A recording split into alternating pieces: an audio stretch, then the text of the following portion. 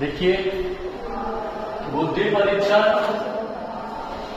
परीक्षण का जो संक्षिप्त इतिहास रहा है, यह प्राचीन काल से शुरू हुआ और आज तक वही चल रहा है। मतलब कि शुरुआत प्राचीन काल से हुआ कि आखिर किस व्यक्ति को किस तरीके से, किस नजरिए से देखा जाए।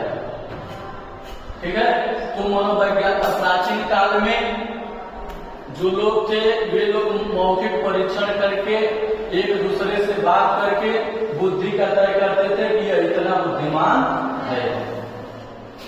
जब धीरे धीरे समय बीता, समय बीतते बीतते लोग तर्क करने लगे, आपस में प्रश्न करने लगे कि आखिर हम किसी को बात करके हम कैसे तय कर सकते हैं कि यह इतना बुद्धि का है। तो शुरुआत हुई, मनोवैज्ञानिक शुरुआत कर दिए बुद्धि की खोज करना। आखिर बुद्धि को हम कैसे मापेंगे? तो सबसे पहले 1772 में लेवेटर साहब जो थे, इन्होंने बुद्धि को मापने के लिए क्या बताया? चेहरा। उन्होंने जब बताया कि चेहरा को देख करके हम बुद्धि को माप सकते हैं। जैसे हम ही लोग हैं, किसी का चेहरा देखते हैं, कोई शांत रहता है तो कहता है कि देखा है बहुत बोलता नहीं, देखिए मुस्कुरा रहे इसलिए कि ये शांत रहती है। समझ रहे हैं ना? तो कहने का तात्पर्य क्या है कि ये चेहरे से वो भाग जाते थे कि इनकी बुद्धि कैसी है। कौन? लेवेटर साहब। लेकिन सच में आप देख लीजिए, हम चेहरे से किसको कैसे मापेंगे? चेहरे से हम कैसे किसी की बुद्धि माप सकते हैं? तो फिर हम उदाहरण चले जाएंगे, हमारे पूरे विश्व में ऐसे ऐसे मनोवैज्ञानिक थे कि किसी का चेहरा देखने लायक नहीं था, किसी का दाढ़ी इतना बड़ा था, किसी का मोछ इतना बड़ा था, किसी का बाल इतना बड़ा था। तो हम चेहरे से कैसे मापेंगे इनकी बुद्धि कैसे है? हम उदाहरण स्वरूप हम देख लेते हैं, सुकरात का नाम सुने हैं। सुकरात एक बार अपने देश से दूसरे देश जाता है भ्रमण करने के लिए। जब भ्रमण करने के लिए वो जाते हैं, समझ रहे हैं ना, क्या करने के लिए? भ्रमण करने के लिए जाते हैं। तो अचानक वहां की राजा की बेटी लड़की मिल जाती है। वो सुकरात का नाम सुनी थी, सुकरात के बारे में वो जानती थी कि सुकरात बहुत बड़ा विद्वान है, सुकरात बहुत तर्क करता है, सुकरात मतलब कि मन गढ़ंत बातों में विश्वास नहीं करता है। तो उसने यह सोचा कि अगर सुकरात से मेरी शादी हो जाती है तो चेहरा मेरे जैसा होगा और बुद्धि सुकरात जैसे होगी। समझ रहे हैं ना? तो हम चेहरे पर बता रहे हैं, क्योंकि चेहरा सुकरात का भद्दा था, नाक चपटी थी, बेचारा गरीब था। तो सुकरात से कहे कि देखिए मैं आपसे शादी करनी चाहती हूँ। तो सुकरात साहब ने कहा कि मेरे में ऐसा क्या है कि इतने बड़े घर की लड़की हमसे शादी करना चाहती है? आखिर क्या चीज हमें देखी कि ये शादी करना चाहती है? तो वह लड़की बताती है कि देखिए मैं इसलिए आपसे शादी करना चाहती हूँ क्योंकि अगर हमारे तन से जो बच्चा होगा वो हमारे चेहरे का होगा और बुद्धि आपकी होगी, तो कितना बढ़िया होगा। तो सुकरात साहब ने कहा कि ठीक है भाई, आपकी सोच जो है सही है, लेकिन ये सोच लीजिए अगर दुर्भाग्य से अगर मेरा चेहरा हो गया और बुद्धि आपकी होगी तो क्या होगा? वही पर बातें क्या हो जाती है? कट हो जाती है। इसलिए हम चेहरे के आधार पर किसी के बुद्धि का मापन नहीं कर सकते हैं। तब उसके बाद आते हैं फ्रांस के गाल साहब।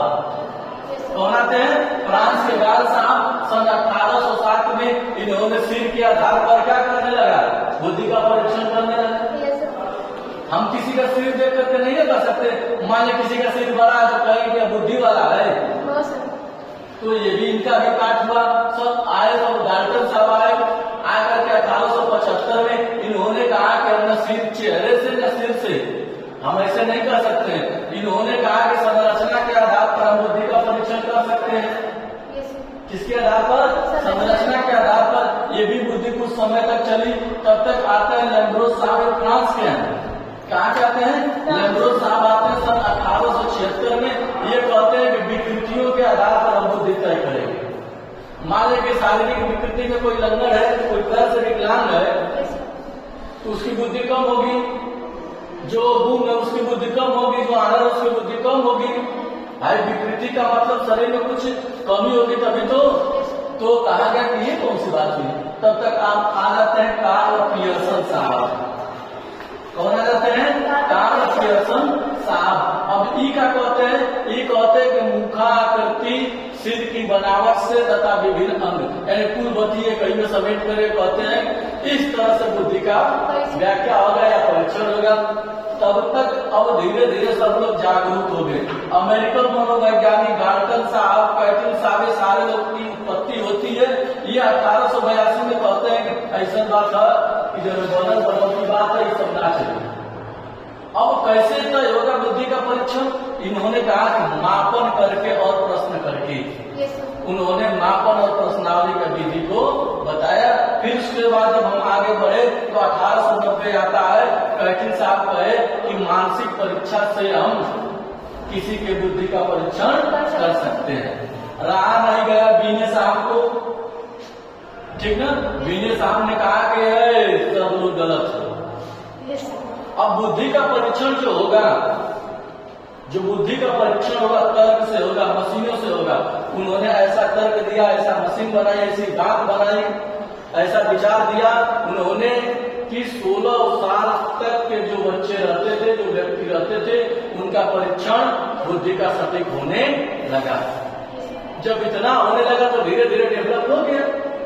आज बुद्धि का जो परीक्षण है, बुद्धि परीक्षण का जो जनक कहे जाते हैं, कौन कहे जाते हैं? बीने साहब। जिस प्रकार से देख लीजिए, भाप का इंजन पहले बना ना, लेकिन धीरे धीरे मॉडर्नाइजेशन हुआ, आधुनिकीकरण हुआ। आज इलेक्ट्रिक रेलवे के इंजन चल रहे हैं। कल और आधुनिक होगा, हो सकता है कि धूप से सौर ऊर्जा से चले। इसलिए समय परिवर्तित होता गया, नए नए परीक्षण आते गए। ठीक है, तो ये बुद्धि परीक्षण का संक्षिप्त इतिहास है। धन्यवाद।